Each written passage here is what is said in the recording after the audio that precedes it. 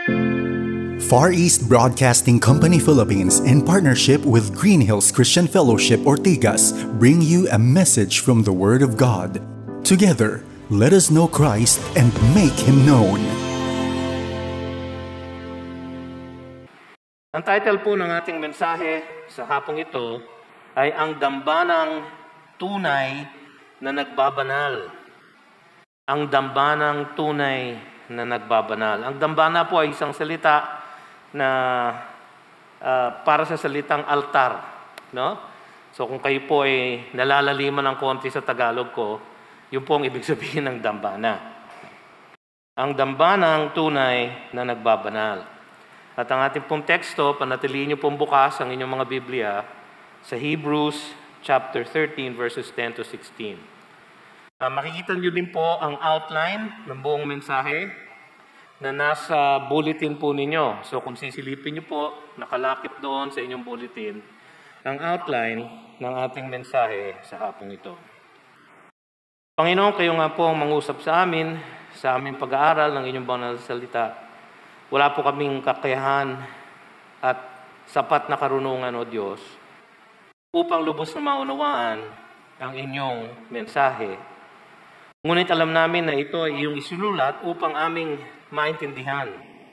Ngunit dahil sa aming pagiging magsalanan at dahil sa aming pag-iimbot sa aming puso, kami kuminsan ay nabubulagan sa katotohanan ninyo.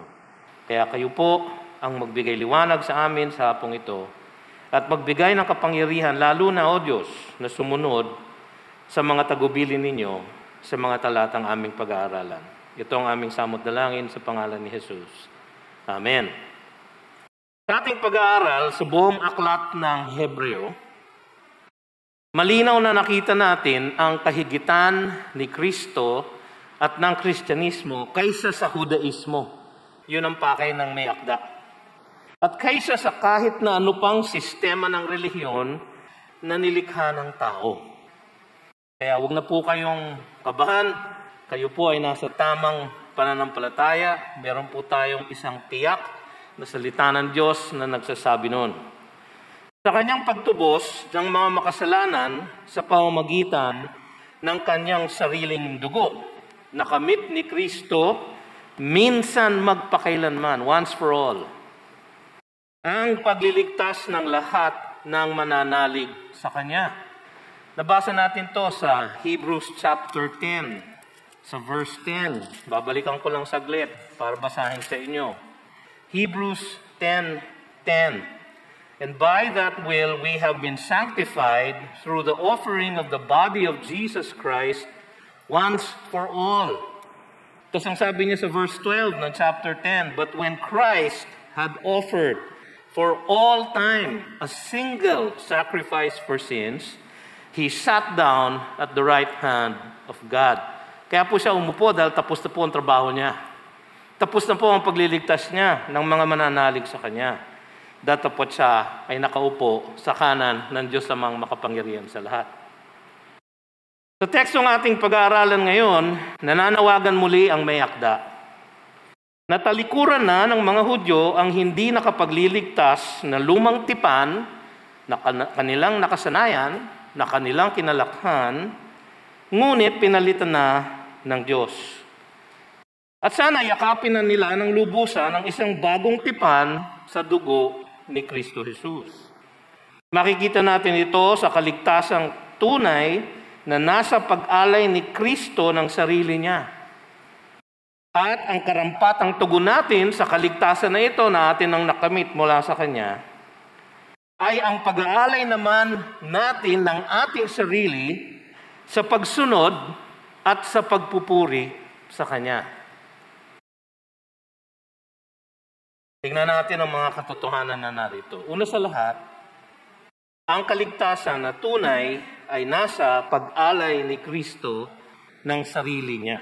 Yun po ang sinasabi nung verse 10. We have an altar from which those who serve the tent have no right to eat.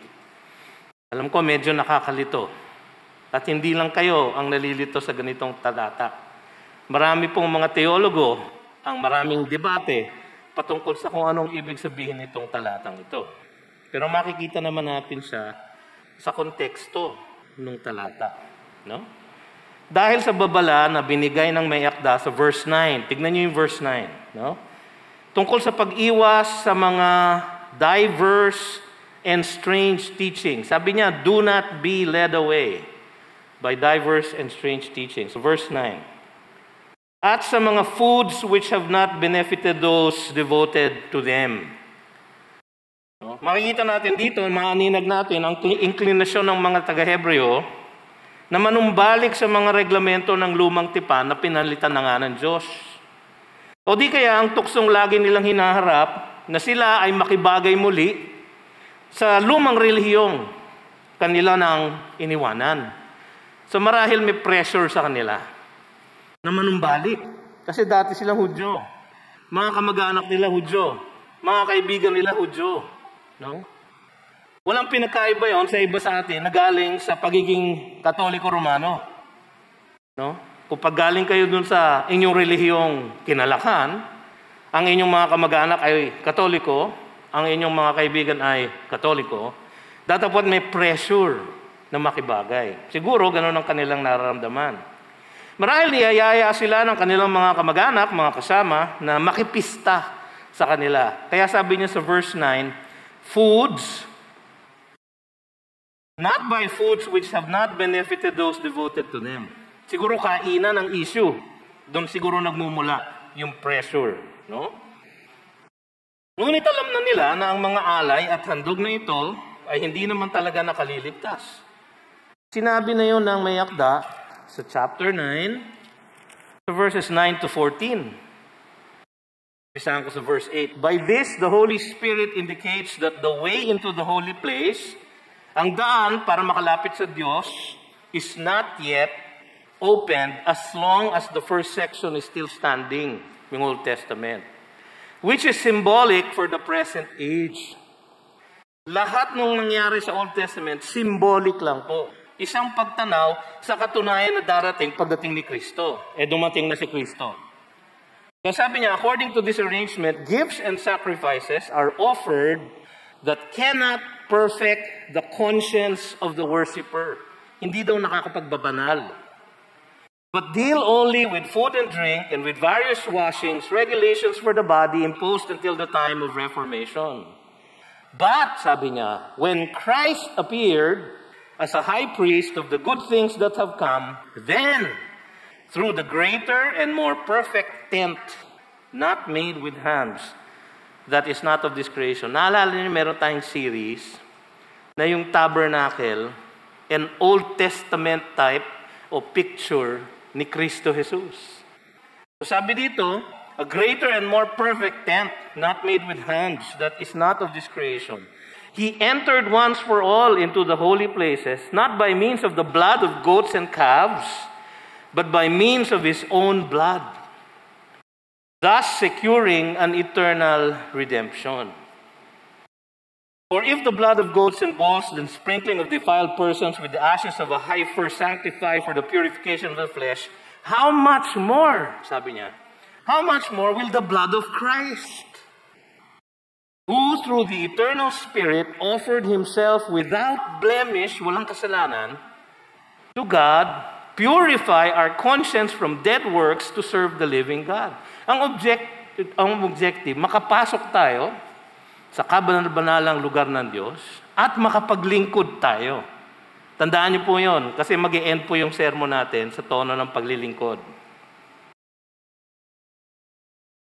Marami sa kanila, narinig na nila to, alam na nila Nasabi na yung katotohanan yun sa kanila. In fact, marami sa kanila naniwala na at dumanas na ng paghihirap sa kanilang pagsanib sa Kristyanismo.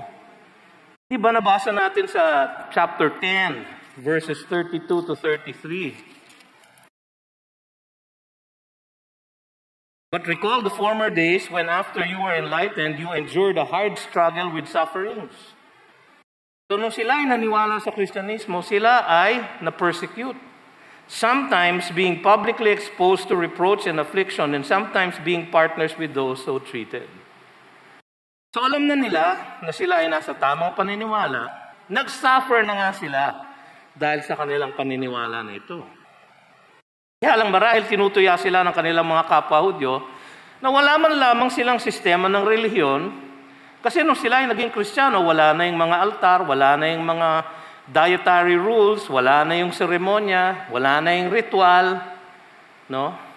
Kumbaga sa atin, wala na yung mga imahen, wala na yung mga sakramento, no? So siguro tinutuya sila, wala man lamang kayong altar. No? Siguro gano'n ang sinasabi sa kanila. Kaya merong ng mga libro na nagsasabi, ang tingin ng mga tao sa mga Kristiyano nung panahon na sinulat ito, na atheist sila. Wala silang Diyos kasi walang symbols ng kanilang worship. Walang simbolo. No? Kaya naman, matagumpay na idineklara ng Mayakda ang mga talatang ito. So una sa lahat, sabi niya, si Kristo ang dambana o ang altar mismo ng mga mananampalataya sa Kanya sa bagong tipan. Si Kristo mismo ang dambana, si Kristo mismo ang altar, si Kristo mismo ang daan. Kaya sabi niya sa verse 10, we have an altar from which those who serve the tent have no right to eat. Papaliwanag ko po yun. Mga sumusunod na sa bagong tipan ng Diyos kay Kristo Jesus ay merong altar o merong dambana o merong paraan para sila'y makalapit ng lubusan sa Panginoon. Sinabi niya yun sa chapter 9 verses 24 to 28. And sabi ng Mayakda doon, for Christ has entered not into holy places made with hands, which are copies of the true things, but into heaven itself, now to appear in the presence of God on our behalf. So wala na dun sa Holy of Holies na nasa templo. Kaya alam nyo na nakatayo pa ang templo nung sinulat niya ito. So ibig sabihin, sinulat niya ito before AD 70. Kasi dinutukoy pa niya yung templo eh. Sabi niya wala siya dun sa Holy of Holies. Nandun siya sa Holy of Holies talaga sa langit. Nor was it to offer himself as repeatedly as the high priest enters the holy places every year with blood, not his own. For then he would have had to suffer repeatedly since the foundation of the world, but as it is, he appeared once for all at the end of the ages to put away sin by the sacrifice of himself. We have an altar. Yan sabi ng Mayakda. And just as it is appointed for man to die once, and after that comes judgment, so Christ, having been offered once to bear the sins of many, will appear a second time, not to deal with sin, but to save those who are eagerly waiting for Him. So meron silang altar. Ang Panginoong Jesus, ang ating dambana. Siya ang paraan. Sa pamamagitan niya ay maaari tayong makapasok sa kabanal-banalang presensya ng Diyos. Si Kristo ang ating altar. Gumawa siya ng isang new and living way. Hebrews 10 ulit, verses 19 to 22. Ang sabi niyo doon, therefore, brothers, since we have confidence to enter the holy places by the blood of Jesus, by the new and living way that He opened for us, through the curtain that is through His flesh, dahil siya'y namatay para sa atin. And since we have a great priest over the house of God, let us draw near. Pwede na tayong lumapit ngayon sa Diyos. With a true heart, in full assurance of faith, with our hearts sprinkled clean from an evil conscience and our bodies washed with pure water. Yung lahat ng ginagawa ng Hudyo ay simbolo ng kanilang paglapit na banal sa kabanal-banalang presensya ng Diyos. Nagawa na yun ni Kristo Jesus. Yun ang sinasabi ng Mayakda. Siya ang tunay na dambana. Yung imagery ng dambana ay nararapat lamang description kay Kristo Jesus. Bakit? Alam niyo sa Judaismo, tatlong kailangang bagay. Pare, altar, saka offering. No? Kaya kailangan ng high priest. In fact, dalawa pa nga yung altar. Isang brazen altar, nasa labas ng tent. Isang altar of golden incense, kung saan yung mga panalangin ng mga saints ay pinaakit sa langit. At isang offering. Kay Kristo Jesus, itong tatlong elementong ito ay pinag-isa. Siya ang high priest, sabi sa Hebrews 7, sabi sa Hebrews 4, siya ang offering, at siya rin ang altar. Kaya nung dinescribe siya dito ng may akda, we have an altar. Si Kristo Jesus, ang perfect na altar, perfect na kaparaanan para tayo ay makarating sa langit. Yun ang sinasabi niya. Siya ang walang bahid na kordero ng Diyos. Sabi ni John the Baptist, di ba? Behold the Lamb of God who taketh away the sins of the world. Siya ang dakilang pinakapunong pare sa Hebrews 7, verse 24. But he holds his priesthood permanently because he continues forever. Consequently, he is able to save to the uttermost those who draw near to God through him, since he always lives to make intercession for them. Meron tayong high priest, meron tayong offering, meron tayong altar. Si Kristo Jesus po yun. So nung sinabi sa Hebrews 13:10, we have an altar, ang isinisigaw ng may akda, meron tayong paraan na lumapit sa Diyos, ang kanyang bugtong na anak. Kaya kung tayo ay na kay Kristo Jesus na, kung tayo ay nananampalataya na nagawa na niya ang lahat para sa ating kaligtasan, meron tayong dambana na wala ang iba.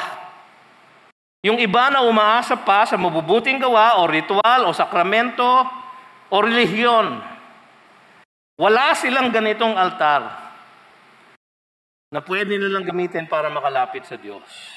Tayo po, na nanalig na kay Jesus, ay meron.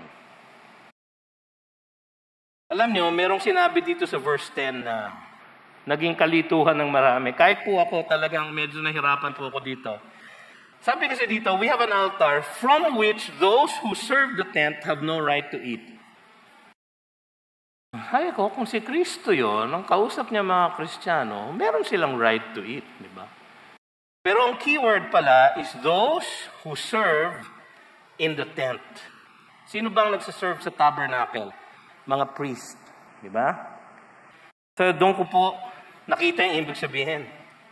Sinasabi niya kay Kristo Jesus, yung mga priest na yun, na nananampalataya pa rin, sa mga ritual, sa mga sakramento, sa mga alay, para makapasok sa kabanal-banalang lugar, yung mga priest na yun na naglilingkod sa tent, wala silang karapatan kumain. Kasi, hindi pa sila naniniwala kay Jesus. Yun ang sinasabi niya. Pero kasi merong imagery sa Old Testament. Papaliwanag ko po sa inyo. Sorry po, medyo na-excite ako. May mga alay kasi sa tabernacle na maaaring kainin ng mga paring naglilingkod sa templo. Halimbawa, yung peace offering. Leviticus 19:5 and 6. When you offer a sacrifice of peace offerings to the Lord, you shall offer it so that you may be accepted. It shall be eaten the same day you offer it or on the day after, and anything left over until the third day shall be burned up with fire. Pwedeng kainin yung peace offering. Meron ding thanksgiving offering. Leviticus 22:29 to 30. Dito po ako napuyat no? And when you sacrifice a sacrifice of thanksgiving to the Lord, you shall sacrifice it so that you may be accepted. It shall be eaten on the same day. You shall leave none of it until morning. I am the Lord. So peace offering, thanksgiving offering, pwedeng kainin ng mga pare sa tabernacle. Okay. Ngunit merong isang alay, merong isang offering na hindi maaaring kainin ng mga pareng naglilingkod sa tabernakulo. At yun yung sin offering. Yung sin offering ay binibigay during the Day of Atonement. Kung kayo po ipupunta sa Israel, ang tawag po nila doon, Yom Kippur, the Day of Atonement. No? Minsan lang po sa isang taon. Sabi sa Leviticus 16:27, and the bull for the sin offering, and the goat for the sin offering. Kasi yung bull po, no, kakatayin nila, kukunin ng dugo, is-sprinkle sa altar, para ho sa high priest yun.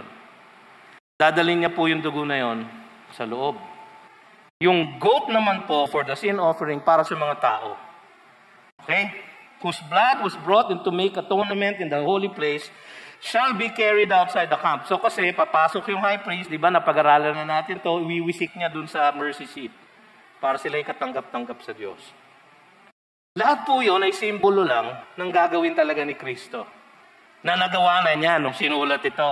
No? So, yung mga yun, na yun, the camp, parang nagalit ang Diyos. Okay. Kalma lang, Panginoon. Shall be carried outside the camp, their skin and their flesh and their dung shall be burned up with fire. Hindi pwedeng kainin. So, peace offering, pwedeng kainin. Thanksgiving offering, pwedeng kainin.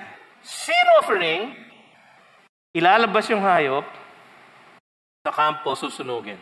Hindi pwedeng kainin. Itong alay na ito, ang pinakamalinaw na larawan ng sakripisyo ni Jesus. Bakit? Because He died for our sins. Siya ang sin offering. Siya ang nilalarawan ng sin offering. Kaya ang sabi ng may akda, we have an altar from which those who serve in the tent, mga pare, have no right to eat. Kasi yung sin offering hindi nila pwedeng kainin. Kuha nyo? No? So nung pinag-aralan natin yung New Testament, yung Old Testament, naging malinaw. So si Kristo ang dambana, ang altar mismo, ng mga mananampalataya katulad natin sa Kanya sa bagong tipan. Siya mismo ang dambana. Siya ang parahan. Siya ang tanging daan. Pangalawang katotohanan. Sakripisyo ni Kristo ang inilalarawan ng pag-aalay ng mga hayop sa lumang tipan. Verse 11. No? Verse 11. Bibilisan po natin, no?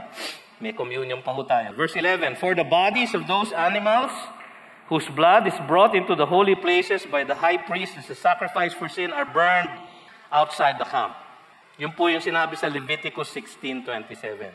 Sin offering po yun during the Day of Atonement. Nakikita niyo yung simbolo. Sa Old Testament, pinakita ng Panginoon yun.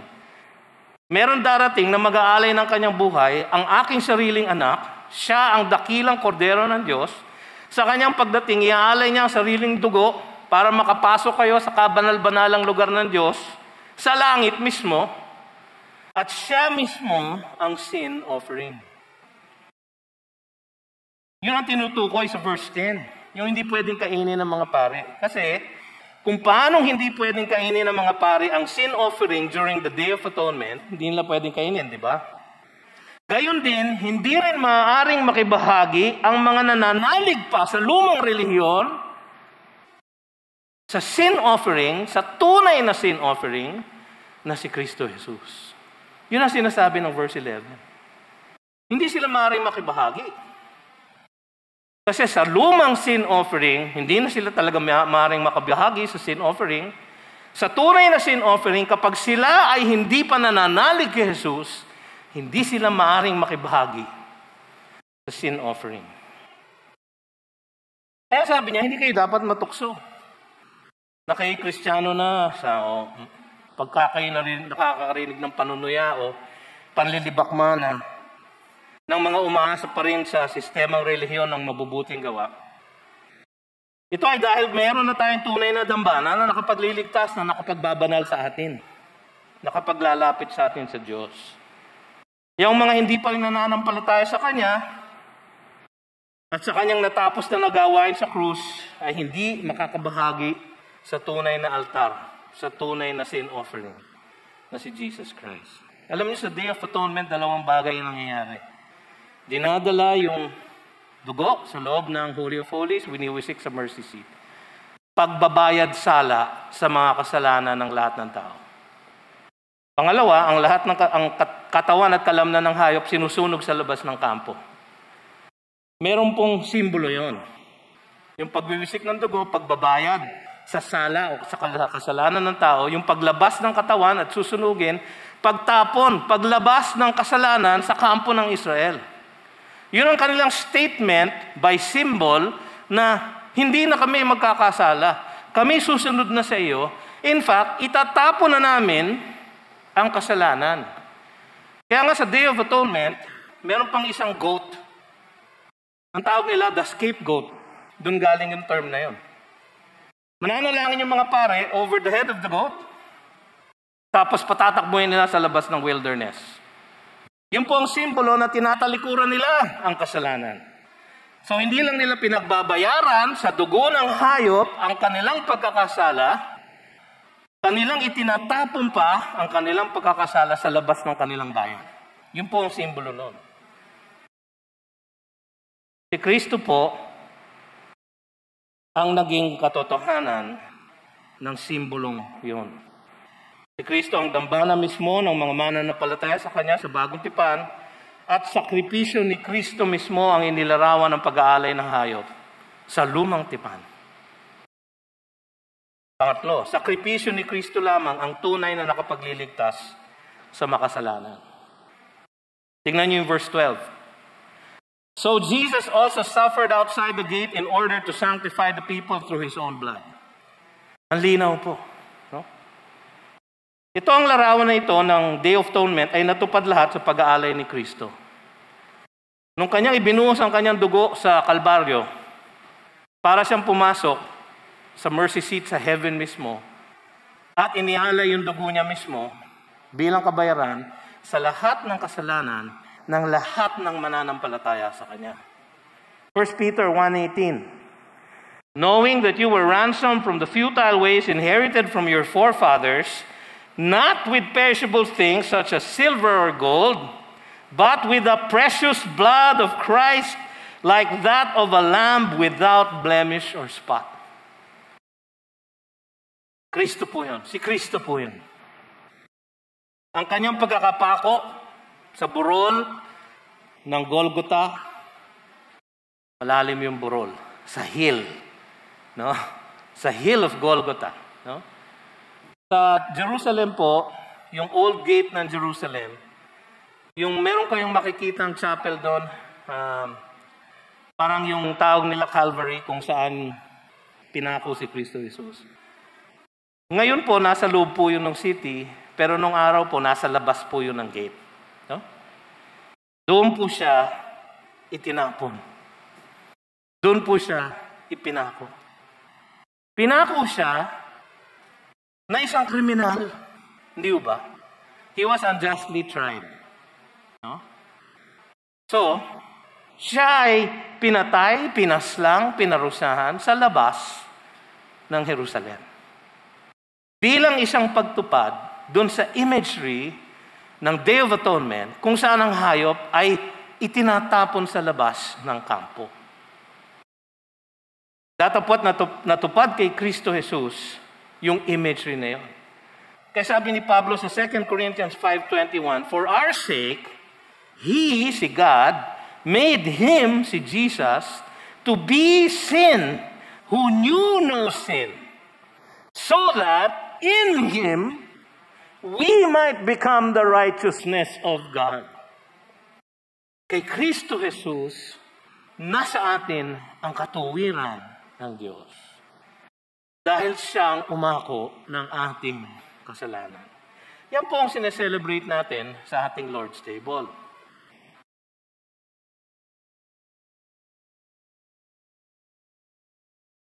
Natupad ni Kristo ang pagbabanal ng mga makasalanan. Sabi sa verse 12, in order to sanctify. Ang word na sanctify, hagiatso sa Greek, ang ibig sabihin po nun, ang root word po nun, hagios, meaning to separate, ihiwalay, to set apart. Sapagkat siya ay banal, siya ay hiwalay. So binanal niya ang lahat ng mananampalataya sa Kanya. Paulit-ulit sinabi ng may akda yun dito sa Hebrews. Hebrews 9:13-14. Binasa ko po ito kanina. Babasahin ko po Hebrews 10:13-14. Waiting from that time until his enemy should be made a footstool for his feet, for by a single offering he has perfected for all time those who are being sanctified. So tayo sinanctify na niya, tayo ay sinasanctify pa rin niya, at sa darating na panahon, tayo ay completely isasanctify niya. So tayo ay magiging banal sa pamamagitan ng ating altar, ng ating dambana, na si Kristo Jesus. Malinaw ang panawagan ng may akda dito. sa mga Hudyo na sumanib na sa Kristyanismo. Malinaw ang panawagan ng may akda. Sa kanila na dumanas na ng pag-uusig dahil sa kanilang paniniwala kay Kristo. Grabe siguro yung pressure sa kanila, nung kanilang mga kamag-anak, kasama, kaibigan. Bakit ka ba sumama dyan? Bakit ka ba naging born again?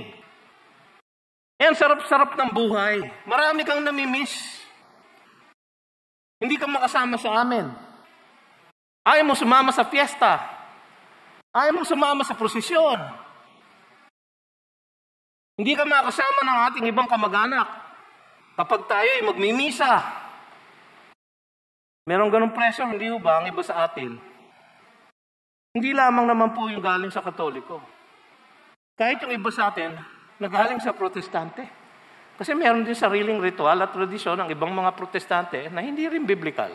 No? At hindi rin tayo makasama sa kanila. Kaya, malaki ang pressure. Pero malinaw ang panawagan. Huwag na kayong babalik. Huwag na kayong babalik pa sa lumang sistema ng relihiyon na mga simbolo lang ang tunay na altar o ang tunay na dampana. Kasi kayo ay na kay Kristo na. Siya ang tunay na altar.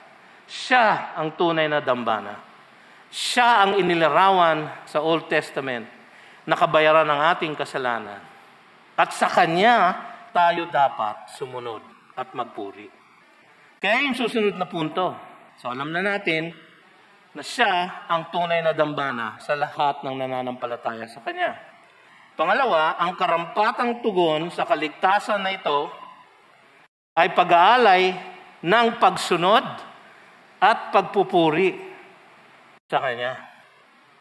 Una sa lahat, pagsunod at pakikiisa sa Kanyang sakripisyo. Tignan niyo yung verse 13 and 14. Therefore, alam niyo naman, pagka may therefore, yun ang dapat na resulta ng mga katotohanan kanyang sinabi. Dahil si Kristo nga, ang tanging daan, makapasok sa langit at sa kabanal-banalang lugar na Diyos, si Kristo nga, ang tanging sin offering na nagbayad ng ating kasalanan, si Kristo nga, ang tunay na dambana, dahil nga siya yun, therefore, anong gagawin natin? Let us go to Him. Let us go to Him. Sinasama nung writer yung sarili niya. Siguro dati rin Hudyo yung writer. Sabi niya, therefore, let us go to Him outside the camp. Bakit? Nandun si Kristo eh. And bear the reproach He endured. Sabi niya, kasi sinabi niya yung dahilan. Bakit ko gagawin yun? Why will I go outside the camp? Why will I bear the reproach that He endured? Why? Verse 14. Tingnan niyo yung verse 14. For here, sa lupa, we have no lasting city. Ang Jerusalem, hindi nagtagal. 70 AD, sinira. We have no lasting city, but we seek the city that is to come. Langit. So, pagsunod at pakikiisa sa Kanyang sakripisyo, ang karampatang tugon sa Kanyang dakilang pagliligtas sa atin. Sabi niya, makiisa tayo sa Kanya. Let us identify. Let us go to Him. Makiisa tayo sa Kanya. Sumunod tayo sa Kanya. Mag-identify tayo with Christ. Hindi ba yun ang ating ginagawa sa pagbabautismo sa tubig? Na kung papaano si Jesus ay inilibing at bumanon sa pagkamatay, ang mga binabautismuhan natin, inilulubog natin sa tubig at ibinabangon sa isang bagong buhay. Simbolo lang po yun. Yung pong katotohanan na yun, nangyari na sa kanilang kalooban. Ipinapakita lang na sila ay nag-identify kay Kristo. Kaya baka ho kayo, hindi pa bautisado, no? Bukas na po ang ating baptismal pool. No, nagagamit na po natin ulit, no? Yung mga magulang sa inyo, baka mga anak niyo hindi pa baptized, well, kung hindi pa sila saved, hindi pa sila pwedeng i-baptize, no? share nyo muna ng gospel, siguraduhin ninyo sila'y nanampalataya na kay Jesus. Tuturuan namin sila dito ng membership class, ng baptismal class. At kung gusto nyo, mga magulang at kapatid, ilulubog namin sila hanggat sila'y tunay na magsisi. Para pag-angat, bagong buhay. Di ba? Kung kayo ay lumaki sa halimbawa sa isang church, na kayo'y binautismohan ng kayo'y bata pa, katulad ko po. Nung ako'y binautismohan, ako'y sanggol pa lang. Kaya po noong December 2009, paglipat ko dito sa GCF, kahit na marami na akong nabautismohan mismo, sarili ko bilang isang pastor, nagpabautismo po ako muli kay Pastor Luis. Para lang maipakita ko ang isang halimbawa na dapat tayong mga Kristiyano sumunod kay Kristo. Mag-identify sa Kanya. Yun ang sinasabi ng verse 13. Makiisa tayo sa Kanya. Maaaring makatikim tayo ng panunaya o panlilibak mula sa mga kasama natin dati sa ating kinalakhang relihiyon. Maaaring tuksuhin nila tayo na magduda kung ang ating pagsanib kay Kristo Jesus ay tama ang desisyon. Pwede mangyari yun. Maaaring matukso tayo na makibagay paminsan-minsan sa kanilang mga kaugalian, kaisipan, pamahiin, ritual, na wala namang bisa na ilapit tayo sa Diyos o magdala ng pagpapala sa buhay natin. Pero ang sabi ng Mayakda, sumunod tayo sa Kanya. Mag-identify tayo kay Jesus. Kumapit tayo sa Kanya sapagkat Siya mismo hindi niya tayo bibitawan. Sabi niya sa John 10:27, I hold them in my hand, and no one can pluck them out of my hand. And they are in my Father's hand, and no one can pluck them out of my Father's hand. Tayo ay hinahawakan ni Jesus with a double grip. At kasama natin sa loob ng kamay niya at sa loob ng kamay ng Ama ang Espiritu Santo na nasa atin. So ang buong Trinity, ang umahawak sa atin, hindi tayo pwedeng mahiwalay kay Kristo Jesus. Sa ating paglabas, sa relihiyon ng karamihan, o sa mga kaisipan at kaugalian ng sanlibutan, tayo ay makakaranas ng pag-uusig. Sabi ni Jesus sa John 16:33, in this life you will have trouble. Pangako po yun. Pero sabi niya, take heart for I have overcome the world. Sabi din niya sa Matthew 5:11-12, ang ganito, blessed are you when others revile you and persecute you and utter all kinds of evil against you falsely on my account. Rejoice and be glad, for your reward is great in heaven, for so they persecuted the prophets who were before you. May pagpapala po. Kasi kung kayo'y tunay na susunod kay Jesus, kayo po ay lilibakin ng sanlibutan. Hindi po kayo makakasama sa mga dati niyong kaibigan. Yung iba sa kanila, tutayain pa kayo. Yung iba nga sa atin, tinalikuran na ng pamilya natin mismo. Is it worth it? Verse 14. Diba? Verse 14. For we have no lasting city. Dito sa mundong ito. Ang Metro Manila hindi magtatagal. Hindi ko kayo tinatakot. Pero 900 meters from here is the Marikina Fault. Naalala nyo nung lumindol, nung 2 linggo siguro nakakaraan. Naramdaman niyo po ba yan, yung lindol na nangyari sa north? No? Pag may lindol ho palagi at nararamdaman ko, mabuti na lang po, wala po ako sa opisina ko. Sa opisina ko nasa 42nd floor. Kung nandun po ako noon, maaaring ugoy-ugoy na ho na talagang ganyan. Ano? Nakakatakot po ang lindol. Sabi nga nila, maaaring daw lulunin ang buong Metro Manila nung Marikina Fault. Hindi ko kayo tinatakot, pero yun ang sabi ng iba. Huwag ninyong tanganan ang ating lungsod, ang ating buhay dito sa mundo. Yun ang sinasabi dito. Don't hang on to the things of this world. Let us go to Him. For we have no lasting city, but we seek the city that is to come. Alam nyo, madaling ipagpalit ang panandaliang paghihirap dito para sa isang mas maluwalhating kaharian. Naalala nyo yung heroes of the faith sa Hebrews 11? Di ba nung pinag-aralan natin doon, meron silang isang katangian. They looked forward to the promise. Di ba?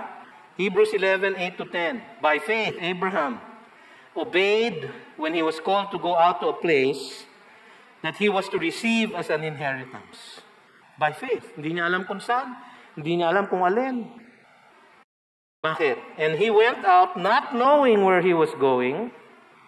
By faith, he went to live in the land of promise, as in a foreign land, living in tents with Isaac and Jacob, heirs with him of the same promise. Bakit? For he was looking forward to the city that has foundations, whose designer and builder is God. Abraham po yun.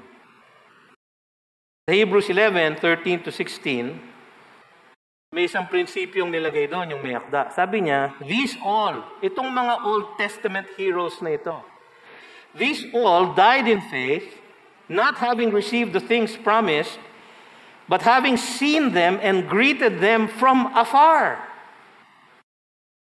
and having acknowledged that they were strangers and exiles on the earth. For people who speak thus make it clear that they are seeking a homeland. If they had been thinking of that land from which they had gone out, they would have had opportunity to return. But as it is, they desire a better country, that is, a heavenly one. Therefore, God is not ashamed to be called their God, for He has prepared for them a city. Ito yung tinutukoy ng writer to the Hebrews. So verses 24-26 ng Hebrews 11, kay Moses naman, sabi niya doon, by faith Moses, when he was grown up, refused to be called the son of Pharaoh's daughter, choosing rather to be mistreated with the people of God than to enjoy the fleeting pleasures of sin.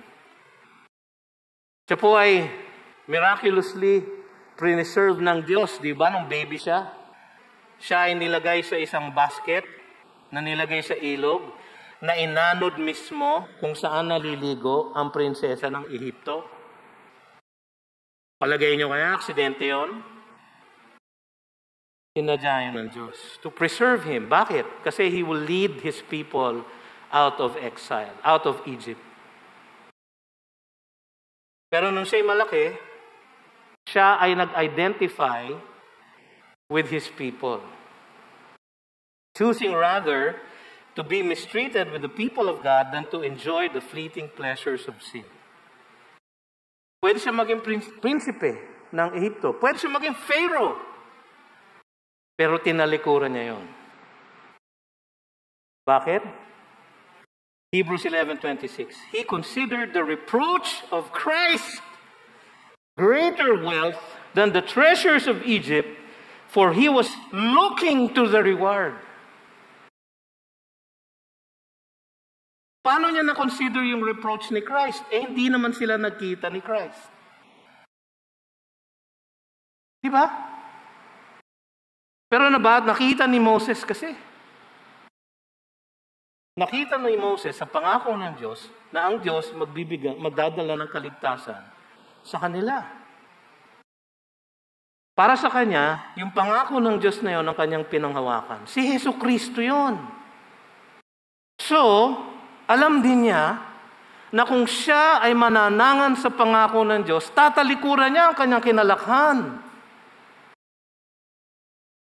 Kaya may reproach. Yun yung tinutukoy na reproach of Christ. He considered the reproach of Christ greater wealth than the treasures of Egypt, for he was looking to the reward. For we have no lasting city, but we seek the city that is to come. Madaling ipagpalit ang panandaliang paghihirap dito para sa isang mas maluwalhating kaharian. Mahirap lang ito mga kapatid, kung hindi kayo talagang naniniwala na kayo ay papunta sa langit. At meron ngang langit. At meron ngang luwalhati doon. Baka kayo hindi talaga naniniwala. Eh talagang mahihirapan kayong humiwalay sa mundong ito. Pero kung tayo ay naki Kristo Jesus, sabi ni Pablo sa Philippians 3:20, but our citizenship is in heaven, and from it we await a Savior, the Lord Jesus Christ, who will transform our lowly body to be like His glorious body by the power that enables Him even to subject all things to Himself. Darating ang ating Panginoon. Babalik siya. Dalawang bagay lang po pwedeng mangyari sa atin. Kunin niya tayo through death. No? Babalik siya at kukunin niya tayo through rapture. Siyempre, mas gusto na natin yung rapture. Di ba? Bigla na lang po ako mawawala dito sa pulpitong ito. Ngayon, pag naiwan kayo, ay, malaking problema. Ayaw nating maiwan. Because we do not have a city that lasts here. We have a city that is to come. So, kailangan natin sumunod. Kailangan natin makiisa sa Kanya. Tutuyain tayo, pahihirapan tayo, ngunit meron tayong city that is to come. Huli sa lahat, ang isa pang karampatang tugon sa dakilang kaligtasan ni Kristo Jesus ay ang pag-alay naman natin ng ating papuri sa Kanya sa salita at sa gawa. Tingnan niyo yung verses 15 to 16. Through Him then, let us continually offer up a sacrifice of praise to God. That is the fruit of lips that acknowledge His name. Do not neglect to do good and to share what you have, for such sacrifices are pleasing to God. Nakita nyo, 2 beses inulit yung sacrifice. So verse 15, through Him let us continually offer a sacrifice of praise. So verse 16, for such sacrifices are pleasing to God. So alam natin na yung sacrifice ni Kristo Jesus, ang karampatang tugon doon ay ang sacrifice naman natin in praise and good works. Through Him then, naalala niyo sa verse 10, sabi ng Mayakda, we have an altar. Yung altar, ang paraan para tayo'y makapasok sa kabanal-banalang lugar ng Diyos. Sa verse 15, sabi niya, through Him then. Dahil siya nga ang altar, siya lang ang tanging paraan, through Him then, sa pamamagitan niya. Sa pamamagitan lamang niya. Napakagandang katotohanan. Meron tayong kaugnayan sa ating Diyos Ama. Kaya tayo maaaring mag-Lord's table dahil meron tayong relationship sa Kanya. Ang hinihiling dito na sacrifice of praise ay continually offer up. Tuloy-tuloy. Pareho lang ito na sinabi ni Pablo sa Romans 12:1. I appeal to you, brothers, by the mercies of God, to present your bodies as a living sacrifice, buhay na handog. Yung buhay, tuloy-tuloy ang buhay. So yung sinasabi ng author dito ng Hebrews, pareho na sinabi ni Pablo sa Romans 12:1. Dahil sa kagandahan ng kaligtasan, pinaliwanag ni Pablo, di ba, sa Romans 1 hanggang sa Romans 11. Kaya sabi niya, therefore, brothers, by the mercies of God, dahil sa lahat ng sinabi ko sa 11 chapters, present your bodies as a living sacrifice, holy and acceptable to God. Bakit? Sapagkat pinagbayaran na ng dugo ni Kristo Jesus ang ating altar, ang ating dambana na nakapagbabanal sa ating.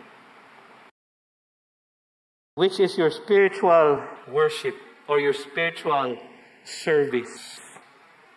Maganda po na dinuktong dun sa Romans 12:1 yung konsepto ng worship at service. Sapagkat yung salita po na ginamit doon, logiken, pwede po siyang i-translate na worship, pwede po siyang i-translate na service. Ganun din po ang sinasabi ng Mayakda dito sa Hebreo. Ang inyong worship, pagpupuri, ipakita nyo sa service, do good, sabi niya. Dapat lang napapurihan natin ang ating Panginoon oras-oras. Sapagkat siya ay oras-oras din ang pinagpapala niya sa atin. Psalm 121 verses 3 to 4. He will not let your foot be moved. He who keeps you will not slumber. Behold, who keeps Israel will neither slumber nor sleep. 24/7 ang Panginoon. Dapat ang pagpapasalamat natin at pagpupuri natin sa Kanya, dapat 24/7 din. Hindi lamang siya palaging nagpo-protect sa atin. Sabi niya, I will never leave you nor forsake you. Di ba? Sinabi sa verses 5 and 6. Keep your life free from love of money and be content with what you have, for He has said, I will never leave you nor forsake you. So we can confidently say, the Lord is my helper. I will not fear what can man do to me. Dapat lang natin siyang papurihan. Paano? Paano yung continually? Ito ay dapat nating ibigay sa pamamagitan ng ating mga bibig. Sacrifice of praise, sabi sa verse 15. That is the fruit of lips. Ano ba ang pwede natin sabihin sa ating lips? Ito ay pagpapasalamat at pananalangin. Kaya sabi ni Pablo sa 1 Thessalonians chapter 5 verses 16 to 18 ay ganito. Rejoice always. Always. Rejoice. Worship yun eh. Diba? Pray without ceasing.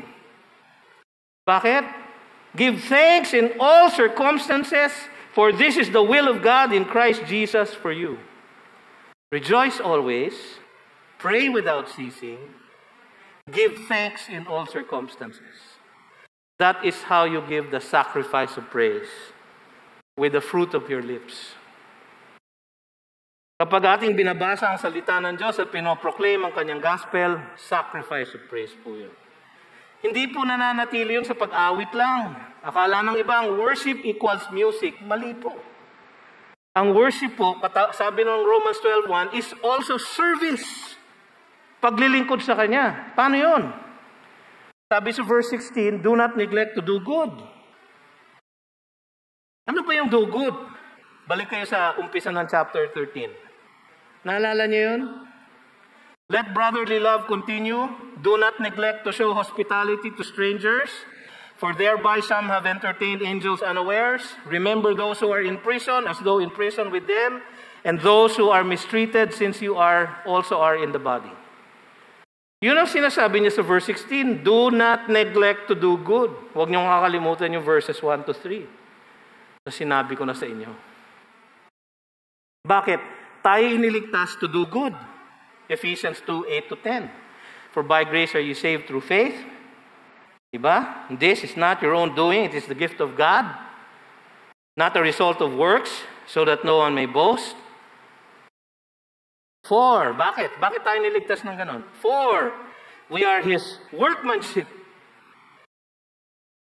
Created in Christ Jesus for good works. Not because of good works, for good works. Which God prepared beforehand that we should walk in them. Kaya tayo niligtas, mga kapatid, so that we can do good in this world. Lahat ng ito ay bilang pasasalamat sa Kanya para sa dakilang kaligtasan. Dapat tayo mabuhay para sa Kanyang kagalakan. Finally then, my brothers, 1 Thessalonians 4:1, we ask and urge you in the Lord Jesus that as you receive from us, how you ought to walk and to please God. Mga kapatid, katulad ng mga Hudyo noong panahon ng isinulot ng Hebreo, marami sa atin ngayon ang kumakapit pa rin sa paniniwala na ang kaligtasan ay sa pamamagitan ng mabubuting gawa, relihiyon, at mga sakramento. Meron nga mga iba, sinabi nila, itong verses na ito, ang justification para sa communion. Hindi po. Yung communion po, resulta na po ng ating kaugnayan sa Diyos. Isang pagpapaalala sa atin. No? Pero merong iba sa atin, parang naninimbang pa rin. Hindi pa sigurado, magkocommit na ba ako sa Panginoon o hindi pa? Yung iba, lukewarm. No? Sa Tagalog, maganda yung Tagalog ng lukewarm. Malahininga. Seriously, yun po ang Tagalog translation nun. Lukewarm. Malahininga. May iba sa atin ganun. Ang sabi ng Panginoon, I will spew them out of my mouth. Kayo po ba ay lukewarm na Kristiyano? Naniniwala ako, pero ayoko nung masyadong intense. Ay patay. Ang hinahanap ng Diyos, intense. Let us go out to Him. Out of the camp. Because this is not our home. Narinig na natin ang mabuting balita ng kaligtasan na sa pamamagitan lamang ng paniniwala sa natapos ng gawain ni Kristo Jesus. Tapos na po. Sa kanyang ganap na pagsunod sa lahat ng hiningi ng kautusan, nagawa na po. At sa kanyang matuwid na pagkamatay sa krus, pinagbayaran na niya po. Lumapit na po kayo sa kanya. Manalig na po kayo sa kanya. Baka meron pa hong iba dito na hindi pa nagko-commit. Anong gagawin ko, pastor? Ay, humiyaw kayo sa Diyos. Panginoon, patawarin niyo po ako, isang makasalanan. Mahabag po kayo sa akin. Yun lang ang pwede niyong gawin. At kung kayo'y hihiyaw sa ating Diyos, siya ay tutugon. At kayo'y ililigtas niya. Huwag na tayong tumanggi sa kanyang panawagan na tayo lubusan na manampalataya sa kanya at isuko na natin ang ating buhay sa kanya. Ang tunay na dambanang nakapagliligtas ay siya. Ang tunay na Panginoon na dapat nating sundin at papurihan. O Diyos, kayo nga po makusap sa puso ng bawat isa sa amin sa hapong ito, upang kung meron man dito, O Diyos, na hindi pa nananalig sa iyo, O Panginoon, ipuin mo po sila. Baguhin ang kanilang paningin. Alisin ang mga balakid sa kanilang mga mata upang makita nila ang katotohanan ng Ebanghelyo. At sila ay lumapit sa inyo. Ngayon ding hapong ito. Kayo ay kikilos, O Diyos, sa aming kalagitnaan at kayo ang magbibigay ng kalakasan sa amin upang kami sumunod at makatugon sa dakilang katotohanan na si Kristo Jesus ang dambana na nakapagbabanal sa amin. Ito ang aming samot dalangin sa pangalan ni Jesus. You've just heard a message from the Word with Green Hills Christian Fellowship Ortigas in partnership with Far East Broadcasting Company Philippines. We hope you can join us next week. God bless you.